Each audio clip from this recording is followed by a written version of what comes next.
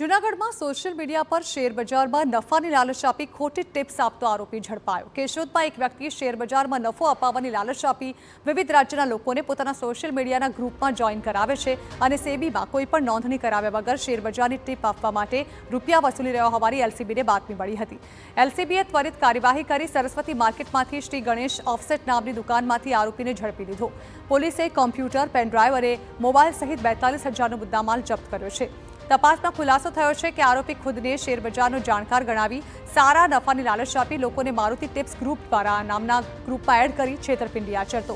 ત્યારે પોલીસે આરોપી સામે ગુનો દાખલ કરી વધુ તપાસ હાથ ધરી છે।